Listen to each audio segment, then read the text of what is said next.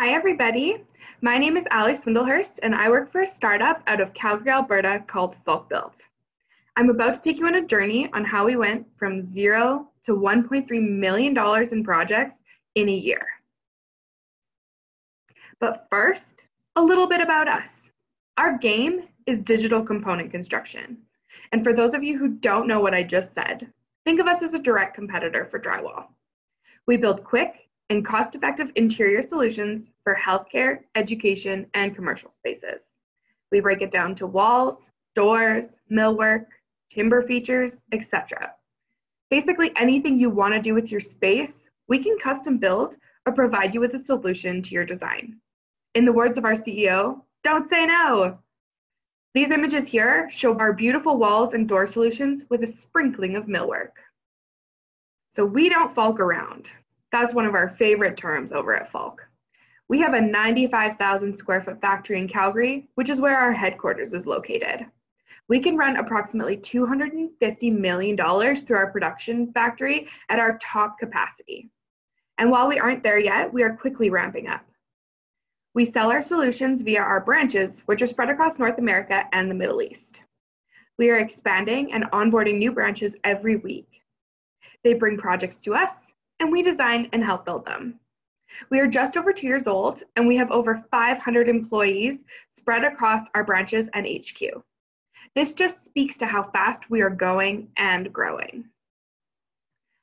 One thing that you really need to know about us is that we are all Falkers. That's what we call ourselves because we have no job titles. We are incredibly flat. The only titles that we do have are for our executive team. Our head office is actually in the middle of our factory floor. The goal of this is to encourage everyone to be a part of every aspect of the business. Our CEO sits in a desk beside everyone else in our open concept office. The office folk are expected to be on the floor checking their projects, and the production team has easy access to the office and the folks in the office when needed. We also don't have traditional teams. Our teams aren't based on similar skill sets, they are instead based on a common goal. So we don't have a traditional design team, for example, we have project execution teams. Their job is to get a project from cradle to grave and support the branches through the process. Each team has a multitude of skill sets to help them do this.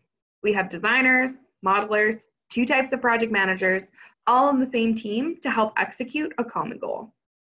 Because they don't have traditional commonalities, we jokingly called our first 2 teams Team Red and Team Blue to begin with, and then it just stuck. We now have added a Team Green and a Team Orange to the mix. So I started with Falk in June of 2019, and they hired me on to help with processes, system building, and just general organization. My job has morphed into finding a solution to any problem or inefficiency that's posed to me. Which is why when people ask me what I do, I tell them that I'm the figure-it-outer because I'm involved in learning and solving inefficiencies and problems in all areas of our company. One of my first projects was finding a solution to our biggest problem. At the time, our biggest problem was how to get projects from concept or design to the production floor and then track them throughout that whole process and be able to designate roles to each person that's involved. We aren't a traditional construction company, so we needed a non-traditional solution to track things. We have a significant number of remote employees, so we needed a way to tell them what to work on, when to work on it, what the timelines were, all before it even got to the factory floor. Then we needed a way to translate that information so that the factory floor knew what they were getting, when they were getting it, and knew when and how to build it. We looked at a lot of different project management softwares, but it was often too robust in the wrong areas, giving extensive details where we didn't want it, or too simple of a structure where we needed a little bit more.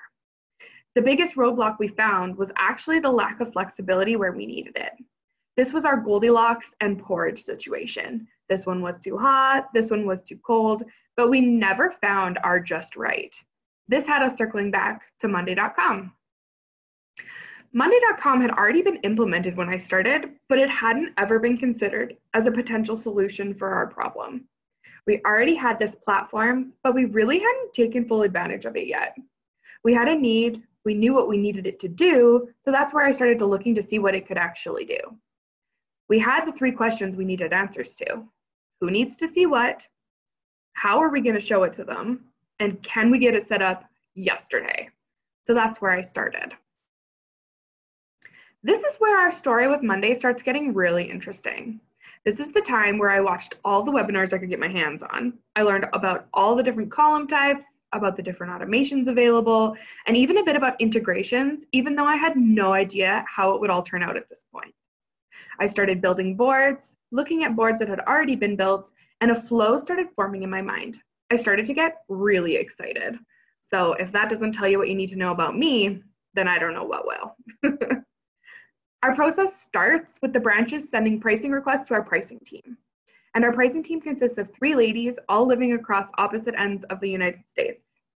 So they were already using Monday to track the requests and using it as a workload manager, splitting it between the 3 of them. This is where I started to see how I could amplify what they were already doing and pull some of the information they were already tracking into later stages of the process. This is where we start tying in the different stages of the flow together. Let's take this project, for example. This is a 216 linear foot office space with both glass and solid wall solutions. Our branch sent in pricing to our pricing team, and then our pricing team sent back the pricing, and the branch actually won the project. This means that the client has signed off and we are ready to start designing. The branch team let the pricing team know that Falk won the job, and the pricing team used their Monday automations to assign a project execution team. This is our first board, and it's our pricing request board. This is where we store all the initial information for the pricing request, like the branch contact, where the associated files are stored, which pricing team contact is responsible for that project, and the status of the pricing request as a whole. Once the pricing request is ready to be assigned to a project execution team, the pricing team changes the status, picking which team that they want to take it. In this case, the project was assigned to Team Blue. So now that the project execution team has it, the project manager will review the design specs and assign their team's designer. This is where the designer will take the preliminary design that the branch sent over and will draw it in Revit. Revit is the design software that we use where we can start drawing our walls in the client spaces. So once we've drawn our walls over their base building plan, we can actually walk the client through their space so that the client can visualize what it's going to look like and instantly make changes so they can see real time what's going on. So a good example of this is the looping video that you see. This is us changing the finishes in a 3D space so that the client can see what their space is actually going to look like. So while this is all happening, the project manager is working diligently in the background, compiling all the project information required for production, installation, and delivery. All of this information, the project timelines and dates and assignments, are all tracked in the monday.com design board. So this is our wonderful design board. All of our project execution teams are on the same board. However, we use the different views so that the teams only see the projects that are specific to them. All of the preliminary project info, like the branch, the link to the project portal, and the link to the project site, as well as the project tag, all of that pulls over from our pricing request board and is put directly into the group of the team it's assigned to. With 36 automations, we've automated a whole lot of the process and really optimized the information flow. Designers get automatic notifications when project managers assign them to work on their project. We time track how much time is spent on each project and at each stage. And when they mark their project status as complete, it lets the project manager know it's ready to be moved to the next part of the process. So this step actually prompts another move across boards and is our first look at our production board. When a project is finished in the design phase and the design has been approved to be put into production, this is when we move it over to the next board, which is what we call our production board. This prompts the modeler to start building a digital version of the design in the 3D modeling software we use called Inventor.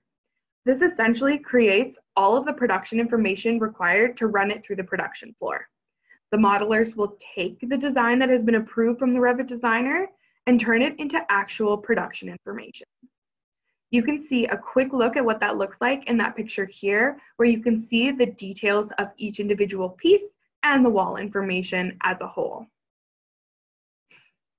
So this is our production board. And this board essentially captures a project flow all the way through the manufacturing process, starting with projects being ready for 3D modeling. This board is our biggest board with a significant amount of information spread across 27 views, 8 groups, 15 different column types for 143 columns total, and 96 automations. It's pretty significant. Each stage of production has its own group so that once a project is done in the project ready for inventor group and the inventor modeler says they're complete, the automation moves down to the next stage of production, which is ready for production prep. At this stage, final work orders are compiled and packaged so that we can pull the reports and information that the factory floor needs to build the project. Once that's done, those work orders are given to the production team and the project moves to the production group. The process then tracks individual projects as they are built on the factory floor. Our monday.com board gives the production team a consolidated place for all information for that project. Our production team actually coordinates with the project execution teams using the comments and tagging in Monday. If there's an issue or a question, the factory leads will comment on Monday and tag whichever team member will help them with their issue. For example, if a program is wrong, they will tag the modeler. If the finish is in question, they will tag the PM.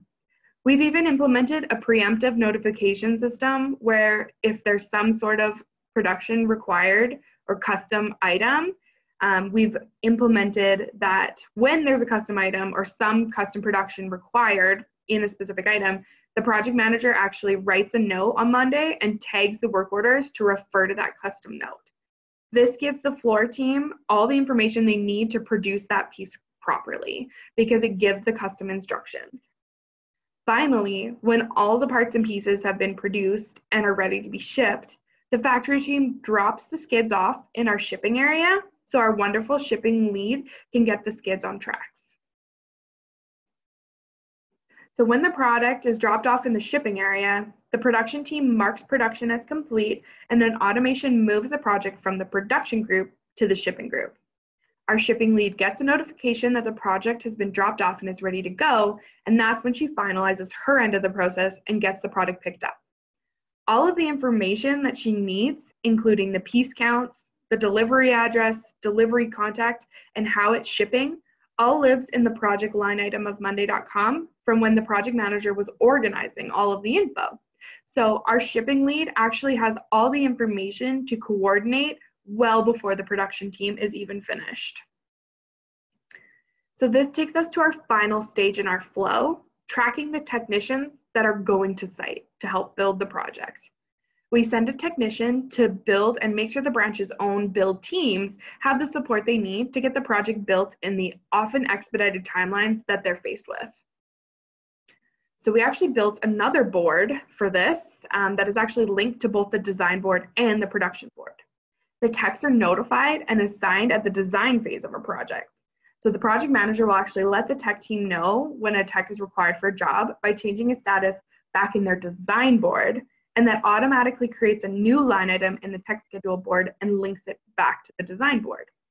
The tech lead then goes in and assigns a tech based on the project schedule that the techs track their projects through, and they'll track and look at all the information from this actual board. Our technicians are located all over North America, so this is how we schedule them and give them one place to check where they're going to next. Often the job sites we're going to are raw construction sites. Think cement framing, no Wi-Fi, no desks, so there's definitely not an easy place for a computer to be set up. So when the tech's only connection is their phones or their iPads, the monday.com app gives them access to the project information that they need. It makes connecting with the team at HQ easy and gives them an easy communication tool for their specific projects. So as you may have noticed, a lot of the boards we touched on today were called V2. That's because this is the full second rebuild of the boards. Monday.com was supposed to be a temporary solution until we got some sort of project manager software up and running. However, because Monday is so flexible and the Monday team keeps rolling out new automations and new features, we were able to keep changing and reevaluating how we were using the systems to make it better. We are constantly adding, changing, and revising the process to grow and make our workflows as efficient as possible. The biggest thing for us has been the automations. We have grown to using over 40,000 actions per month. This means that those are 40,000 actions that our team manually didn't have to do to get their project running. As I've developed the Monday process and we get bigger and bigger, that number just keeps going up as the months go on. When we started as a company, we had no projects. We didn't even have a full concept of what our product lines were going to be. The first proper month that we started running projects through the Monday process, we had 5 projects with limited scope that was worth about $44,000. We now have rebuilt the system twice, and in July, we ran 55 projects valued at about $1.3 million. We are growing exponentially, and monday.com has turned into the little engine that could, and we are on a rocket headed for the moon. The opportunities for this system are pretty endless. I'm excited to see what you guys can do with it. Thanks.